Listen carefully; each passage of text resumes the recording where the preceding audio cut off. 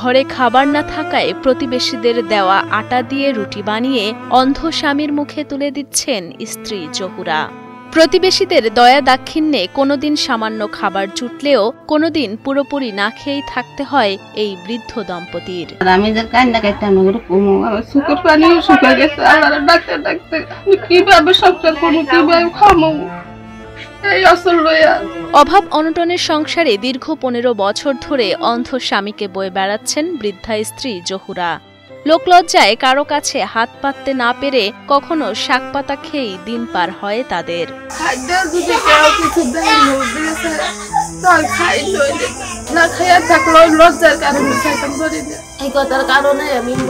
দুই ছেলে ও এক মেয়েকে নিয়ে সুখের সংসার ছিল ভোলা জেলার মুসাকান্দি গ্রামের বাসিন্দা সাদেক জহুরা দম্পতির। কিন্তু সেই সুখ আর বেশি দিন রইল না সাদেকের। প্রতিদিনের মতো কাজ শেষে বাড়ি ফেরার পথে হঠাৎই সবকিছু ঝাপসা দেখেন সাদেক। সে সময় বিষয়টি গুরুত্ব না দিয়ে কেটে যায় বেশ কয়েকদিন। এক পর্যায়ে আর চোখে কিছুই দেখতে পান না সাদেক। চিকিৎসকের শরণাপন্ন হলে বিভিন্ন পরীক্ষা নিরীক্ষার পর জানতে পারেন তার চোখে ছানি পড়েছে, দ্রুত করতে হবে অপারেশন।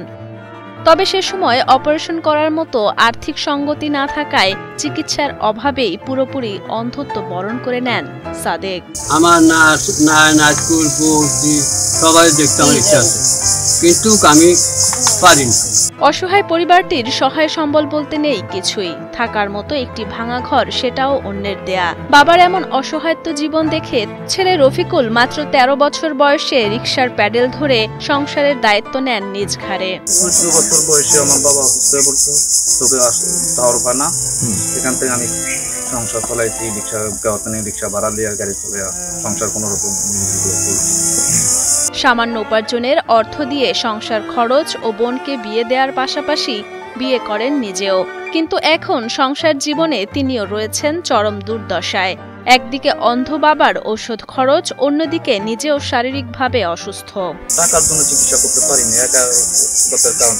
সংসার চালাবো না, বাবার চিকিৎসা করতে। সাহায্যের জন্য অনেক সময় স্থানীয় জনপ্রতিনিধিদের কাছে গেলেও সেখান থেকে কোনো সাহায্য মেলেনি অসহায় পরিবারটির। তাই তো বৃদ্ধ সাদেকের চোখের অপারেশন তো দূরের কথা, ভালো একটু খাবার বা পোশাকও জুটে না তাদের কপালে। নালার আছে একটা মাল আইলে যদি যাই তাই কই তো কয় মিছিল মিটিং এ আপনারা কি আইছেন, আমরা গুলো গিয়ে মিছিল মিটিং এ যারা গেছে হেগুলো গিয়ে। সাদেক জহুরার অতি কষ্টের জীবন দেখে ব্যথিত প্রতিবেশীরাও। বিভিন্ন সময় তাদের সাহায্য সহযোগিতা করলেও তা প্রয়োজনের তুলনায় খুবই অপ্রতুল।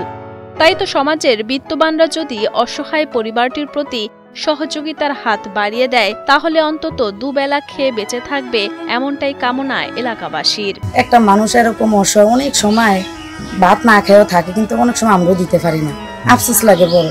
কিন্তু যদি একটা সাহায্য পায়া যদি ভালো থাকে, ভালো খাই, এটাই আমাদের কাছে ভালো। কেউ সহযোগিতা করে না, চেয়ারম্যান মেম্বার এদের কোনো ধার ধারে না। এরা কোনো দেশে দেখো নাই প্রতিবন্ধী লোকটা কিভাবে চলতেছে, কিভাবে খাইতেছে বা কি আসা বিষয় কেউ দেখে না এসে। আমি সমাজে যারা বিত্তমান আছে তাদের কাছে আমি এতটুকু অনুরোধ করবো যেন এই প্রতিবন্ধী লোকটা যেন সবাই সহযোগিতা করে। আমরা সবার কাছে সহযোগিতা চাই। এই বিদ্যমান এই লোকটাকে বয়সে যেন আর সামনে কষ্ট না করতে হয়।